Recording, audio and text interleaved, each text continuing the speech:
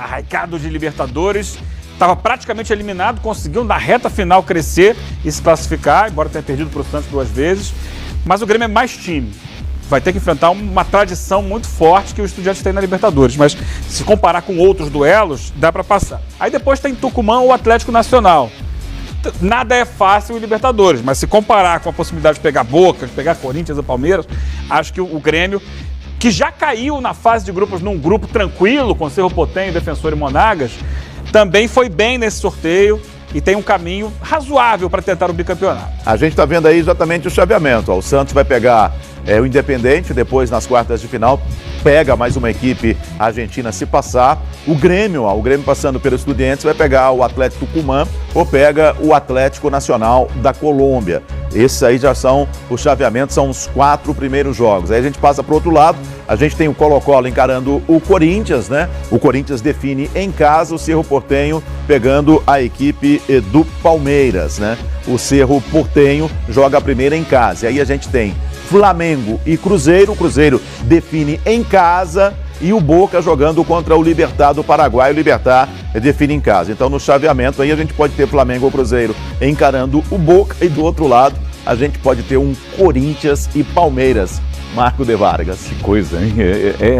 Alguém se deu bem, alguém se deu mal, mas isso é do sorteio, né? Sorteio é assim. Eu concordo com os colegas, esse confronto aí, Flamengo e Cruzeiro, seria legal evitar, mas como é sorteio, uma pena. Agora, uma coisa é bacana, né? Aqui nos canais Fox Sports, só grandes jogos nas oitavas de final da Libertadores da América. É uma competição que está totalmente aberta. A gente vai ter a volta a partir do dia 8 de agosto com grandes jogos e as torcidas brasileiras aí já fazendo uma projeção, né? De repente a gente tem Boca e o Flamengo, Boca e Cruzeiro, um Corinthians e Palmeiras nas quartas de final. Corinthians e Palmeiras eu acho muito provável. Eu acredito no Corinthians contra o Colo-Colo, assim como acredito no Palmeiras passando pelo Cerro Porteño. Eu acho muito provável. Flamengo e Cruzeiro não dá para arriscar. O Flamengo é líder do Campeonato Brasileiro, o time está jogando muito certinho, mas o Cruzeiro também, sob o comando do técnico Mano Menezes, é um time que sabe jogar esse tipo de competição. Final da Copa do Independentemente da tradição, né, os times fizeram a final da Copa do Brasil no ano passado e a decisão foi nos pênaltis.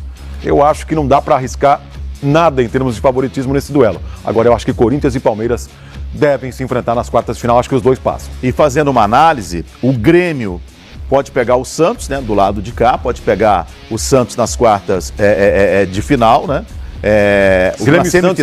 Na semifinal, melhor dizendo.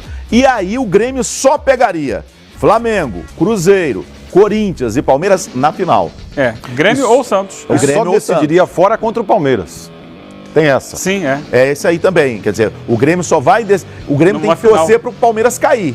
Porque aí a final o Grêmio faz em casa. Neste momento, o Palmeiras passando, o Palmeiras faz a final em casa. Se o Palmeiras cair ao longo da estrada aí, se ficar à beira do caminho, o Grêmio chegando na final tem a definição em casa, Eugênio. Agora você imagina, voltando a essa situação do Corinthians e Palmeiras, né? É um jogo que tem trazido muito trauma para os palmeirenses, né? Nos últimos anos. Esse ano especificamente, final do Campeonato Paulista, jogo do Campeonato Brasileiro. É a chance que o Palmeiras tem de virar essa página, eliminar o Corinthians da Libertadores, se vier a acontecer, né? Pode acontecer, eu acho que tem uma enorme chance de acontecer esse encontro nas quartas de final, do Palmeiras virar essa página, dar o troco e eliminar o Corinthians da Libertadores. Olha, já estou aqui esfregando as mãos, imaginando esse duelo, hein? Que pode acontecer. E se tivermos o confronto entre Palmeiras e Corinthians nas quartas de final, o Palmeiras define em casa. Palmeiras sempre define em casa. E o Cruzeiro, se o Cruzeiro acabar passando pelo Flamengo e pegar um Boca, o Cruzeiro define também em casa. Só contra o Libertad, que decidiria fora de casa, porque o Libertad fez a terceira melhor campanha da fase de grupos. E se for o contrário, né, o Flamengo de repente pegando um Boca, o Flamengo vai decidir em casa. A gente já está fazendo as projeções aí com relação às quartas de final, já que você está vendo aí os jogos das oitavas de final nesse sorteio da Conmebol Libertadores, que você está acompanhando aqui no Fox Sports, que é a casa da Libertadores da América. Olha, Théo, tirando o duelo brasileiro, que eu acho que está em aberto, muito difícil a gente apontar um favorito, eu acho que o Santos pegou o adversário mais difícil. O Santos pega o Independente muito forte, é um time com muita tradição nessa competição e que vive um bom momento. e que vai dar tudo para se classificar contra o Santos, que não está bem. A gente sabe como o time vem tropeçando no Campeonato Brasileiro. É claro que tem a parada para a Copa do Mundo e muita coisa pode mudar. Jogador que chega, jogador que vai, técnico que vai embora, ou que, né, a gente nunca sabe o que vai acontecer. Mas se a gente projetar, o Grêmio pegou o Estudiantes, que também é difícil, mas é menos difícil hoje para mim do que o Independente. O Corinthians pegou o Colo-Colo, mais tranquilo. Palmeiras o Cerro, mais tranquilo. Né? Então, se você pegar, tirando o Flamengo e Cruzeiro, que vão se enfrentar, que é duríssimo, o mais difícil é o Santos. Que, repito, tem que passar por Independente e depois por River ou Racing. Que pedreira, amigo. Difícil a vida do Santos. E esse confronto entre os argentinos também é muito difícil da gente apontar um favorito entre Racing e River Plate. Sinceramente, não vejo.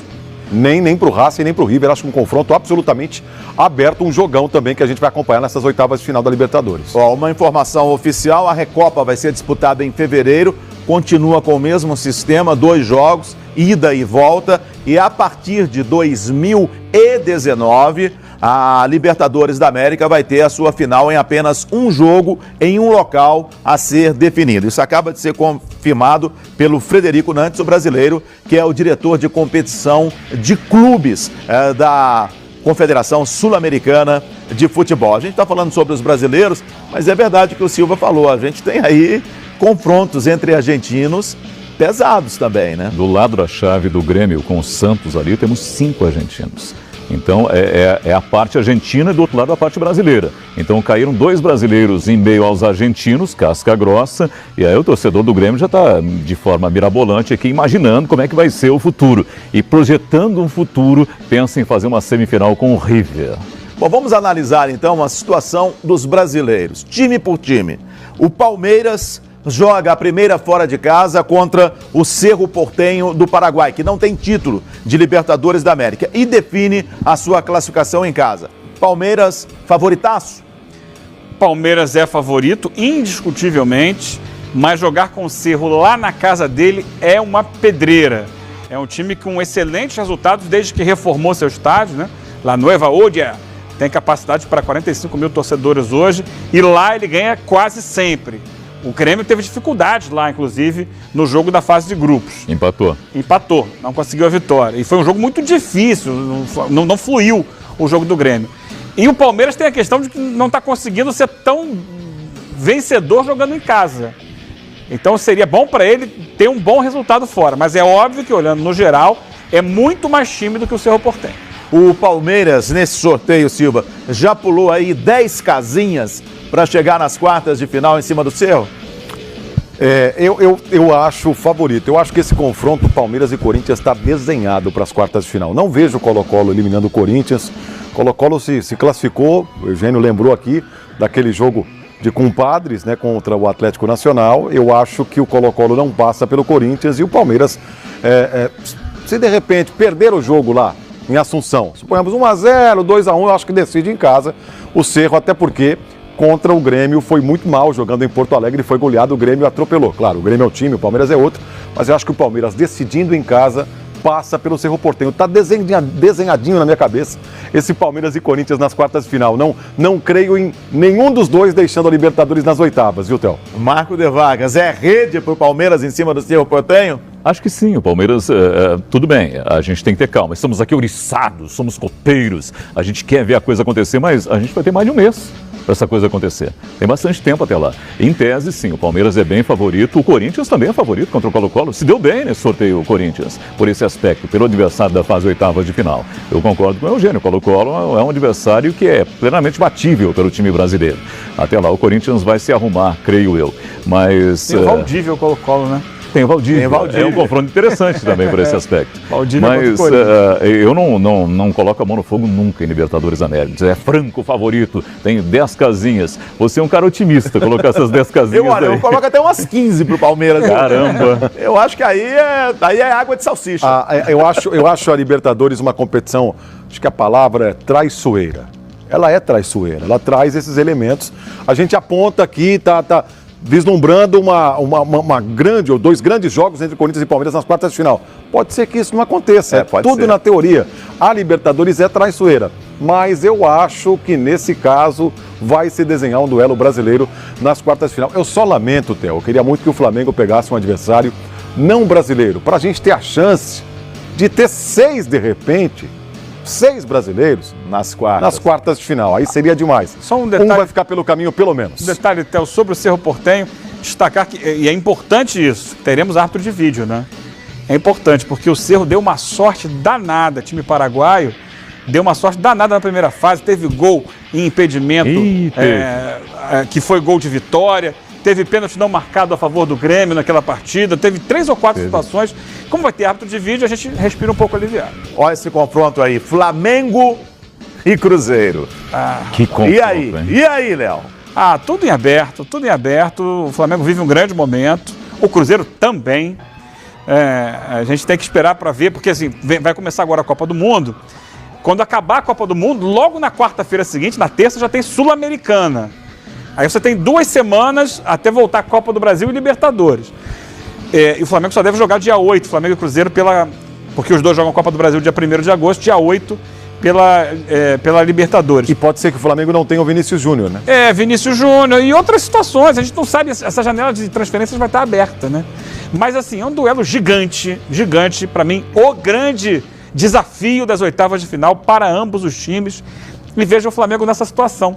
Porque tem, ao mesmo tempo, os jogos com o Grêmio na Copa do Brasil, que serão duríssimos. Que mês, né? Valeu, Gênio Leal, valeu, Silva Júnior, valeu, Marco de Vargas, um abraço para você que vai continuar aqui no Fox Sports, agora com o nosso debate final, com o comando do Benjamin Bach, lá de Moscou, lá da Rússia, falando muito sobre Libertadores da América, com as oitavas de final já definidas e também da Sul-Americana. Um forte abraço para você, Benjamin, manda bala, Benjamin!